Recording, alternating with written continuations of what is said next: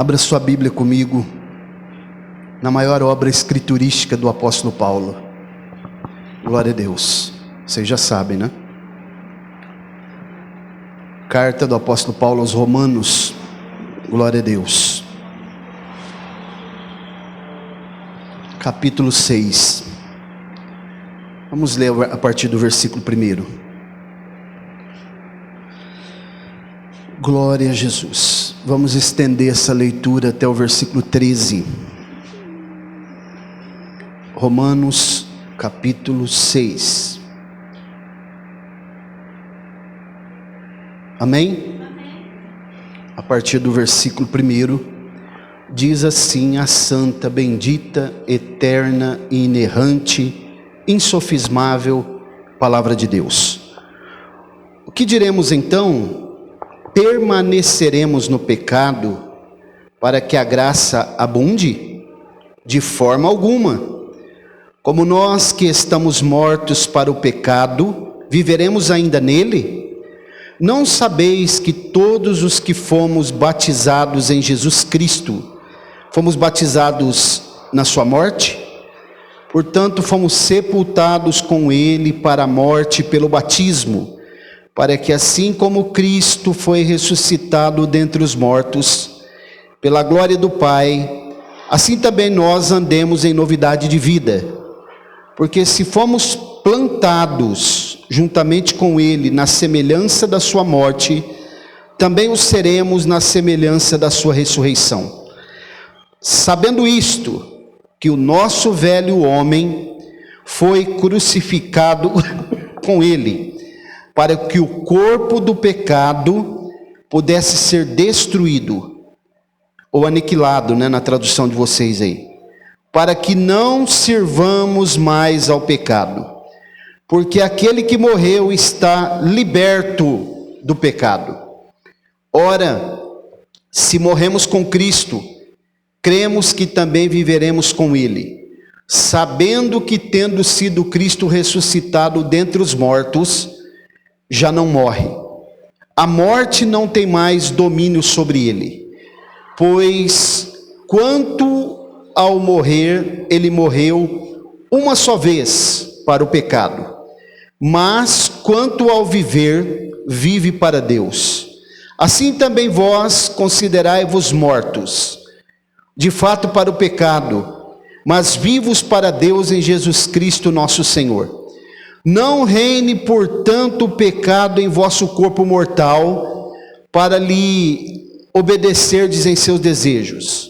Nem tampouco apresentei os vossos membros como instrumentos de iniquidade ao pecado, mas apresentai-vos a Deus como os que são vivos dentre mortos, e os vossos membros como instrumentos de justiça a Deus. Podemos dizer amém? Glória a Deus. Muito bem, irmãos.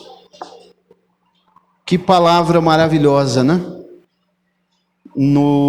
Na carta aos Romanos, que é com certeza a principal obra do apóstolo Paulo, ainda que nós tenhamos duas cartas aos Coríntios, né, que também são espetaculares, a carta aos Efésios, né, que alguns teólogos colocam até no mesmo nível da carta aos Romanos.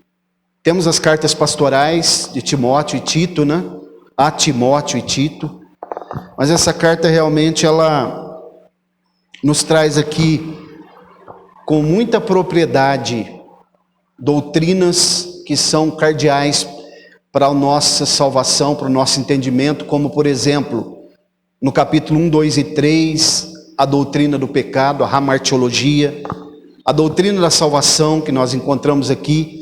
Dentre a doutrina da salvação, pilares como a justificação, a regeneração, a santificação, a redenção e outras que eu poderia mencionar aqui, estão todas aqui reveladas com muita ênfase na carta aos Romanos.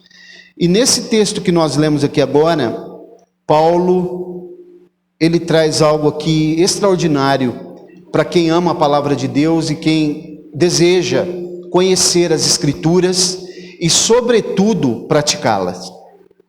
Eu quero dar um tema aqui para nós refletirmos nessa noite, sendo que aquilo que nós lemos já fala o próprio tema: mortos para o pecado. Podemos repetir? 1, 2, 3. Mortos para o pecado. Então, irmãos, eu não sei se os irmãos perceberam, mas aqui tem termos que Paulo usa no versículo 6, no versículo 3 e no versículo 9. Por exemplo, no versículo 3, não sabeis. No versículo 6, sabendo isto. E no versículo 9, sabendo que. Perceberam? Vou repetir. Versículo 3, não sabeis que todos os que fomos batizados em Jesus Cristo, fomos batizados na sua morte? Versículo 6, olha o que ele vai dizer no 6, sabendo isto. E no versículo 9, ele diz assim, sabendo que tendo sido Cristo. Então o que Paulo está nos trazendo aqui, quando ele usa os termos saber, sabendo, ele está nos aqui trazendo para nós sobre uma doutrina que ela é basilar, uma doutrina que nós precisamos compreender. A vida cristã, irmãos, ela depende muito do aprendizado que nós temos sobre as Escrituras. Porque se nós não conseguimos aprender as Escrituras, se nós ficamos na ignorância, e Satanás adora, vou usar esse termo aqui, um crente que ele é ignorante nas Escrituras, porque aquele que não conhece as Escrituras, ele é facilmente manipulado. Isso aqui é uma grande verdade. Não só no que tange as Escrituras, mas se você vê aí no âmbito secular também, uma pessoa que não lê, que não é esclarecida, até na política, né? A gente pode dizer que se uma pessoa não tiver, pelo menos, inteirado em alguns assuntos, ele é facilmente massa de manobra.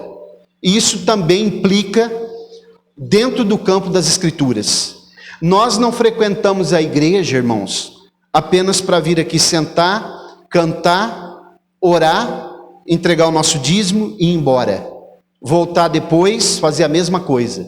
Nós precisamos entender plenamente aquilo que é ensinado através das Escrituras, para que quando nós sairmos aí fora, nós possamos estar preparados, como diz o apóstolo Pedro em 1 Pedro 3,15, responder acerca da esperança que há em nós, e quando nós formos evangelizar alguém, nós sabermos aquilo que nós estamos falando, porque o que há de pessoas falando besteira aí na internet, nas redes sociais, irmãos, coisas que eles não sabem.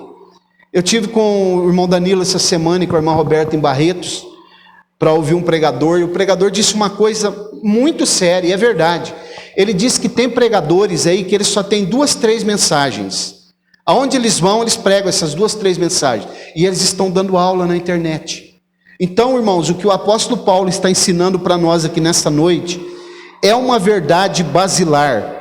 O que ele está dizendo aqui, fazendo essa alusão, essa metáfora do batismo e da morte e também da ressurreição, porque quando nós somos batizados nas águas, quando nós professamos publicamente o que nos é perguntado pelo ministrante do batismo, nós perguntamos, você crê no Senhor Jesus, fulano? E ele diz, eu creio. Você promete ser fiel a Ele todos os dias da sua vida? E ele diz, prometo. E aí nós respondemos, mediante a tua confissão de fé e o teu testemunho, eu te batizo, em nome do Pai, e do Filho, e do Espírito Santo. Então, daquele momento, de um modo simbólico, porque Paulo está utilizando isso, quando ele fala do batismo, a morte e a ressurreição, ele está falando literalmente da morte de Cristo e da sua ressurreição, mas ele está falando uma alusão, fazendo uma alusão ao batismo também. Quando nós nos batizamos, simbolicamente somos mergulhados, é como se nós estivéssemos sendo sepultados. E quando nós somos levantados de volta, é como nós estivéssemos ressuscitando para uma nova vida. Isso aqui é o que Paulo está tratando aqui, usando a metáfora do batismo. Então aqui, irmãos, ele vai falar de muitas coisas aqui, né? E ele fala sobre a justificação. Em Romanos 5,32, eu até quero ler esse texto com os irmãos, porque ele vai fazer uma discussão aqui dos pecados, né? E do pecado, que eu quero fazer uma distinção para os irmãos nessa noite, pecados no plural e pecado no singular. Romanos 5,12, Romanos 5,12, eu falei 32, né? Mas na verdade é o 12. Quero projetar aqui para a gente ler. Diz assim, ó: portanto, assim como por um só homem, quem ele está falando? Adão, entrou o pecado no mundo, e pelo pecado a morte, assim também a morte passou a todos os homens, portanto, todos pecaram. Aqui não há distinção de ninguém, todos pecaram com a exceção de Cristo, porque ele é o último Adão. Então observe, assim como por um homem entrou o pecado, ele não está falando aqui dos pecados corriqueiros, das transgressões da lei de Deus, que nós cometemos todos os dias, pela nossa falibilidade, pela nossa pequenez. Ele está falando do pecado original. Observe a palavra no singular, e é isso que ele está tratando aqui também, no capítulo 6. No capítulo 7 ainda ele continua falando sobre esse assunto, quando ele faz alusão ao casamento, e ele vai dizer que uma mulher está ligada ao marido apenas enquanto o marido é vivo, fazendo uma metáfora da lei, que alguém só está ligado na lei enquanto esta lei tem validade. Depois que a lei ela é abolida, não tem mais validade. E ele diz que uma mulher, enquanto o marido está vivo, ela está ligada ao marido, mas morrendo o marido, ela está agora livre para se casar novamente. E ele está falando ali sobre questões também espirituais. Então observem, o que é que Paulo realmente está falando conosco nesse texto. No versículo 2 até o versículo 5, ele vai dizer exatamente que nós estamos mortos para o pecado. Para o pecado. Porque, irmãos, muitas pessoas pensam que Jesus morreu pelos nossos pecados apenas. Ele morreu pelos nossos pecados. Mas Jesus também morreu para o pecado. E o texto aqui é muito claro. Quando nós lemos o versículo 10, diz assim: pois quanto ao morrer, ele morreu uma só vez para o pecado, mas quanto ao viver, vive para Deus. Observe que ele morreu para o pecado. Que pecado é esse? Não são os pecados cotidianos, é o pecado original, é a queda do homem que nós herdamos de Adão. Então ele morreu pelos nossos pecados. O seu sangue nos lavou dos nossos pecados, mas também ele morreu para o pecado, para que nós ficássemos livres do jugo do pecado, para que esse pecado, essa natureza caída, e ele vai tratar isso também no capítulo 7, quando ele diz assim: o bem que eu quero fazer eu não faço, mas o mal que eu não quero fazer eu faço.